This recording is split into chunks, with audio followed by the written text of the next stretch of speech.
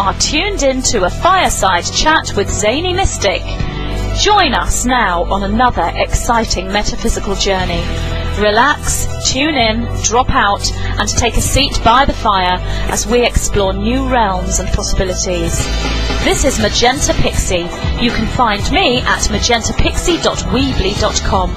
But now, here is Zany Mystic and guest. Enjoy the show.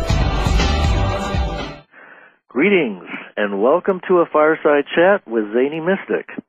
I'm your host, Lance White. Tonight, I'm honored and thrilled to have Carmen Boulter return to do her fourth show. Dr. Boulter is a professor at the University of Calgary in Canada who has just recently completed her 25th trip to Egypt. Since 1995, Carmen has been leading sacred site journeys to Egypt, the Mediterranean, Peru, and Tibet. She has traveled to 51 countries exploring ancient mysteries. Her new two-DVD set, The Pyramid Code, is a magnificent revelation and in-depth exploration of little-known secrets of Egypt in 5 complete programs. Documentary channel rightly named The Pyramid Code the top documentary of 2010. And I highly recommend that everyone go out and get a copy of this. It's magnificent. She is also the author of Angels and Archetypes, a multidimensional map of spirituality and goddess mythology. Both can be found on her site at www.pyramidcode.com. So let's welcome her back to the show now. Hi, Carmen. How are you? I'm great. Hi, Lance. Nice to be back. Oh, good. Good to have you, too. Well, a lot has happened since we last spoke, huh? Yeah, things are really accelerating, that's for sure. I thought that because it's probably on everybody's mind, I thought we could put this one to bed and just kind of get a snapshot of your gut feeling about what's going on in Egypt. Well, first of all, when we were last there, and you were quite right that it was my 25th trip, I noticed that the Egyptian people were distraught and distracted. Lots of phone calls back and forth, and the people that were with us on the tour seemed to be unable to focus. And I had great concern about that, and I termed it systemic stress, which I think everyone around the world is feeling. The system is just breaking everybody down, and we're all tired of it. And so that can be high food prices and whatever. So when this thing broke out in Egypt a few weeks later, I instantly thought, well, that's it. Now, the good news is that Facebook and Twitter helped them connect, and the bad news is that Internet went down in a few nanoseconds, and I had been concerned for several months about the Internet kill switch that Obama had been trying to pass legislation to have. That, you know, now that everybody's all hooked on YouTube, I've been on Internet since 1982, but it took a good long time for everybody to get on and have YouTube in every conversation. Now that everybody's hooked on it, it's threatened. And so I think that this is making quite a commentary on the social networking system, A. B, it's a fact that Mubarak has $72 billion amassed, and the average family living on $720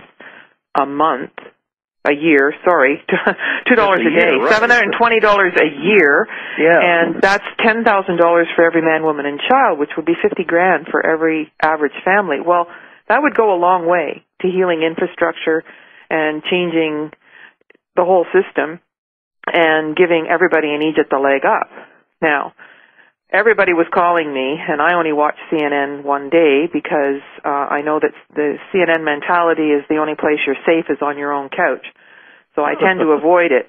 And so I put it on, but when people would phone me, I'd turn it off. I turn the volume off, and I'm like, oh, look at those people. They look like they're standing, you know, at a market. And, oh, look, they've got their children with them. Oh, that's in front of the Ministry of Information. They call it the Radio and Television Building, because I had to go in there to get my permits for the Pyramid Code.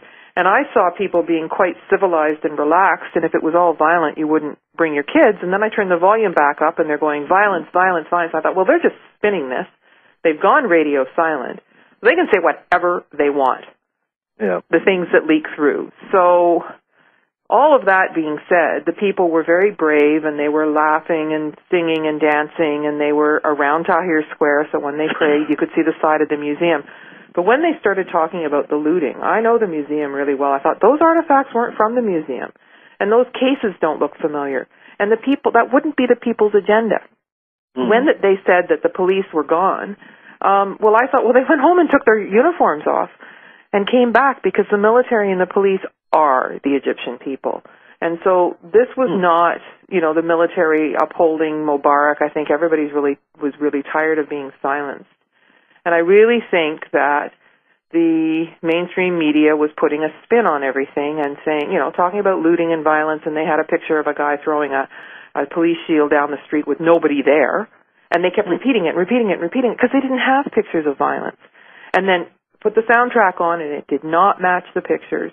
So I saw right through it, and then they started saying, oh, no, it wasn't really looted.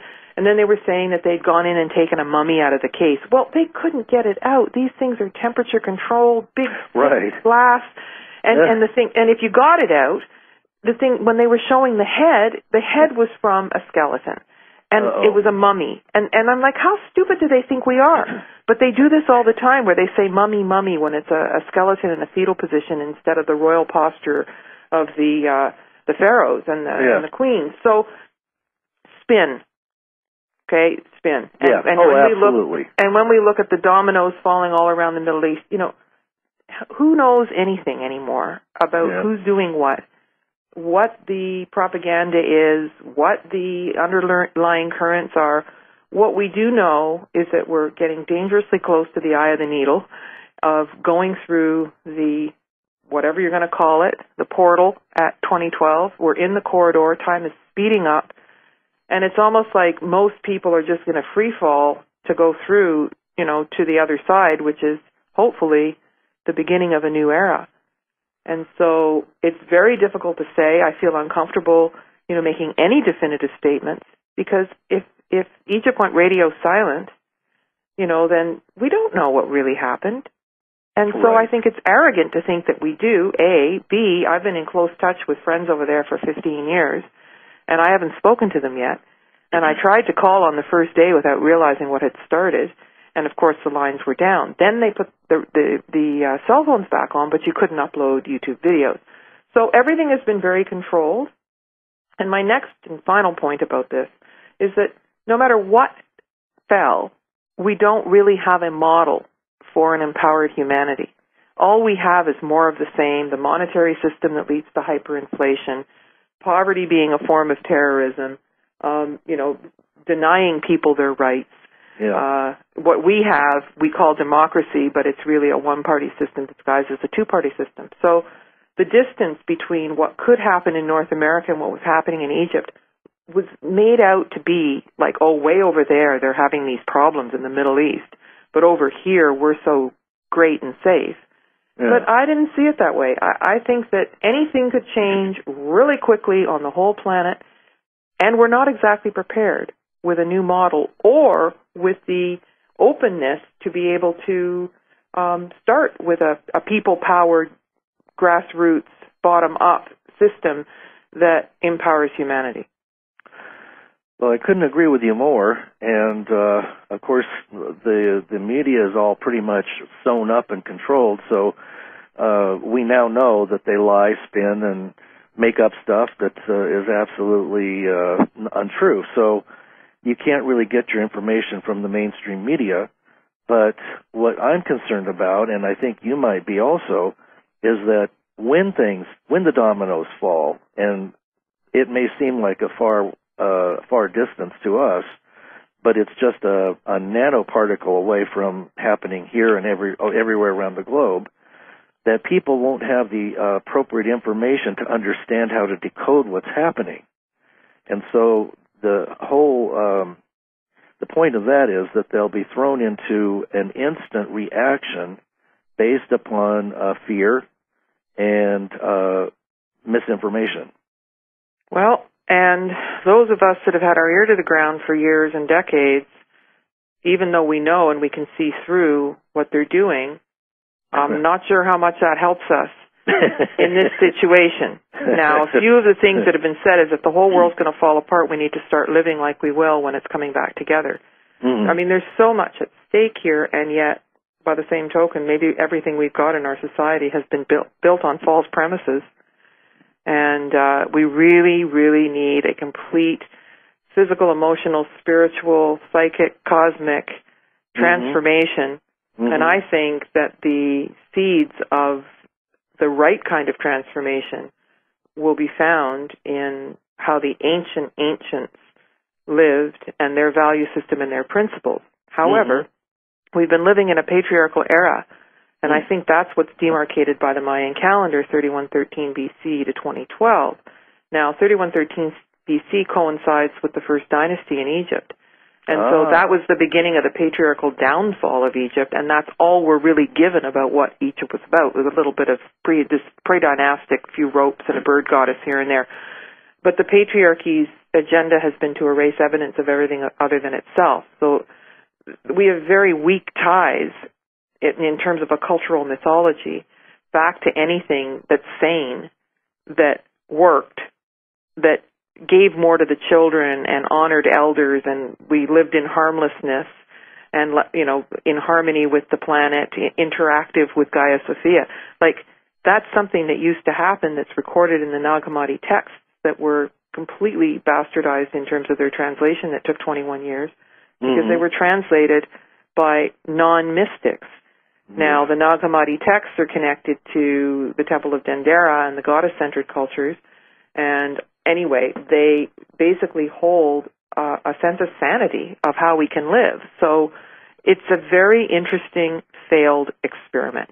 And now we're left at the end with a huge mess, and we're waiting for a miracle.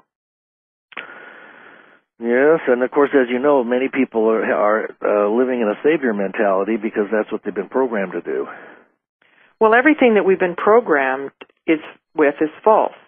The cultural myth of an old man with a lightning bolt that's going to strike you down that you have to have faith in, and the least conscious, greediest, most corrupt, criminal people running the countries, and essentially half the wealth of the world being in the hands of 300 families, if you will, but usually one person is the head of the family, basically boils down to the heads of state and the Illuminati, and the rest of us are paying for our own enslavement.